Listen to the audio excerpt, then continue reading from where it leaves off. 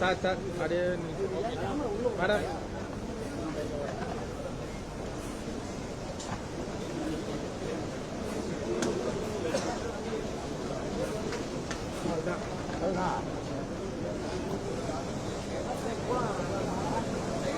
போடா போடா போடா போடா.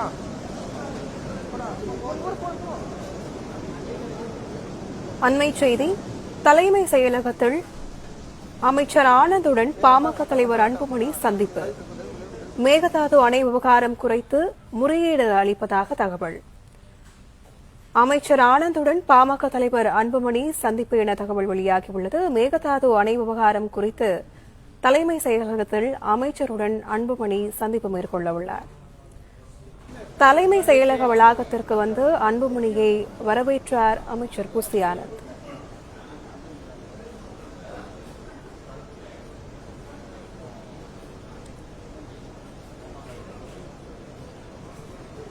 இதுகுறித்த கூடுதல் விவரங்களோடு செய்தியாளர் பாண்டியராஜன் இணைப்பில் உள்ளார். அவரிடம் பேசலாம். பாண்டியராஜன், உண்மையான விவரங்கள் என பதிவு பண்ணலாம். பாமக தலைவர் அன்புமணி ராமதாஸ் மற்றும் பாமகவில் இருக்கக்கூடிய சட்டமன்ற உறுப்பினர்கள் 4 பேரும் இன்று நீர்வளத்துறை அமைச்சர் ஆனந்த் அவர்களை சந்திப்பதற்காக நேரம் கேட்டிருந்தனர். குறிப்பாக இந்த மேகதாது அணை விவகாரம் தொடர்பாக அனைத்து கட்சி கூட்டத்தை கூட்ட வேண்டும், மேலும் தமிழகத்தில் நீர் மேலாண்மை திட்டங்கள் என்னென்னலாம் செயல்படுத்த வேண்டும் என்கின்ற கருத்துக்களை அவர்களிடம் தெரிவிப்பதற்காக இந்த சந்திப்பு நடைபெற இருப்பதாக சொல்லப்பட்டிருந்தது. இந்நிலையில இன்று காலை மதியம் 12:30 மணிக்கு அவர்களுக்கான சந்திப்பு நடைபெறும் என தெரிவிக்கப்பட்டிருந்த நிலையில அமைச்சர் ஆனந்த் அவர்கள் வாயில் கதவு வரைக்கும் வந்து பாமகனுடைய தலைவர் அன்புமணி ராமதாஸ் மற்றும் சட்டமன்ற உறுப்பினர்கள் பாமக சட்டமன்ற உறுப்பினர்களை உள்ளே வரவேற்று அழைத்து சென்றார். இன்னும் சற்று நேரத்தில் இந்த கூட்டம் என்பது தொடங்கும். பாமக சட்டமன்ற உறுப்பினர்கள் 4 பேர் அதில் இருப்பார்கள். பாமக தலைவர் அன்புமணி ராமதாஸ், நீர்வளத்துறை அதிகாரிகள் சத்யபிரதா சாகு அதில் கலந்து கொள்வார். நீர்வளத்துறை அமைச்சர் ஆனந்த் அவர்களுடனான இந்த சந்திப்பு என்பது நடைபெற இருக்கிறது.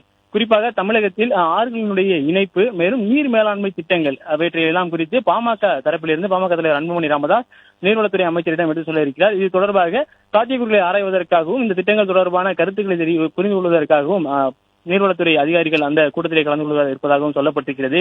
தமிழகத்தில் ஆறுகள் இணைப்பு மற்றும் ஆறுகளில் இருந்து நகர்பகுதிகளுக்குள் குடிநீர் திட்டங்களை செயல்படுத்துவது தொடர்பாக இருக்கக்கூடிய சிக்கல்கள் என்ன, பாமக தரப்பில் கிட்டத்தட்ட வேளாண்கின்ற தனியாக ஒரு பட்ஜெட் நிதிநிலை அறிக்கை போன்றவற்றையெல்லாம் கொண்டு வந்தார்கள்.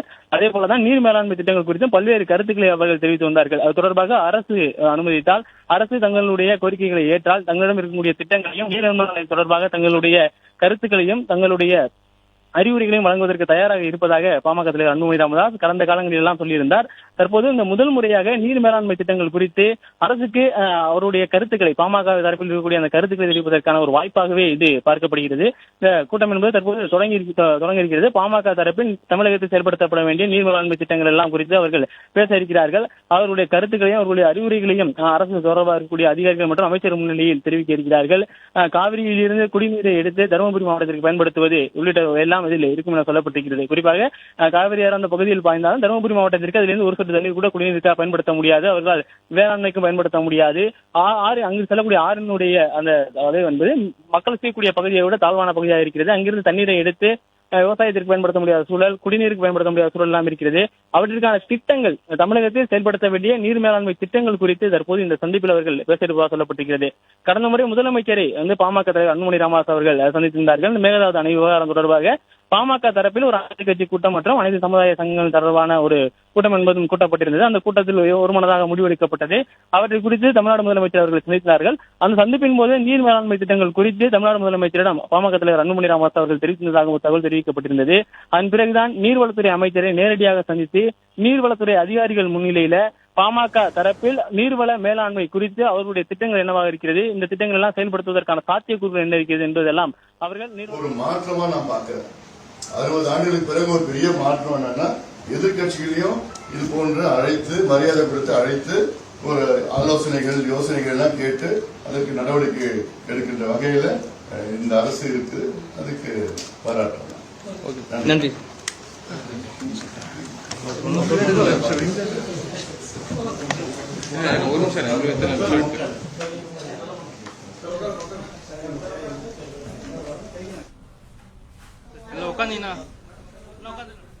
கூடுதல் விவரங்களை பதிவு செய்யலாம் பாண்டியராஜன்.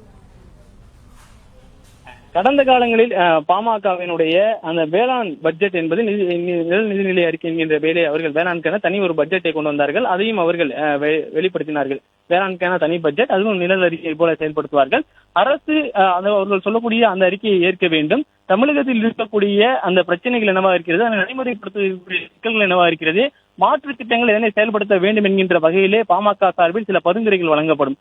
குறிப்பாக நீர் மேலாண்மையில் அவர்கள் நிறைய நடைபயணம் மேற்கொண்டிருக்கிறார்கள். ஒவ்வொரு இடத்திற்கும் நேரடியாக சென்று எந்த நேரத்தில் தடுப்பணைகள் கட்ட வேண்டும், எங்கிருக்கக்கூடிய ஆறுகளை இணைப்பதற்கான சாத்தியக்கூறுகள் என்ன இருக்கிறது என்பது குறித்தெல்லாம் பசுமை தாயகம் அமைப்பின் மூலமாக அவர்கள் பல்வேறு செயல்முறைகளை முன்னெடுத்திருக்கிறார்கள். பசுமை தாயகம் அமைப்பின் மூலமாகவும் அவர்களுடைய கருத்துருக்கள் நிறைய அரசுக்கு அவ்வப்போது அறிவுரைகளாக வழங்கப்பட்டிருக்கிறது.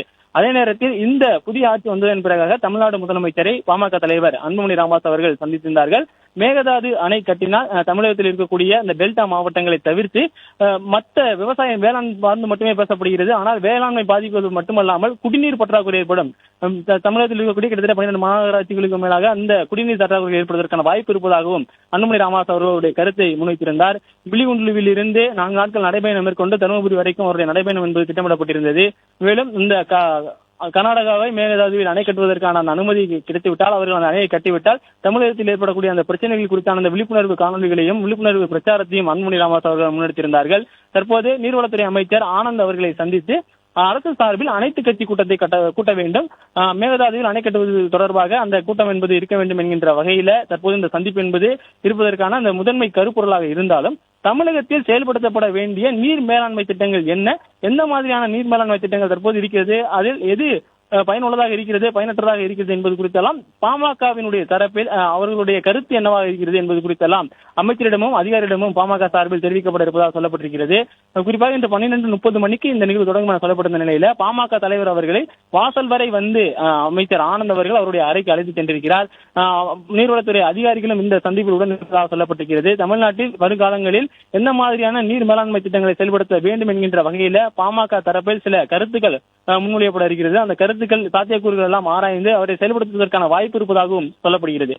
கடந்த முறை முதலமைச்சர் அவர்களை பாமக தலைவர் அன்புமணி ராமதாஸ் அவர்கள் சந்தித்தார். அந்த சந்திப்பு என்பதாக அவர் செய்தியாளர்களையும் சந்தித்திருந்தார்.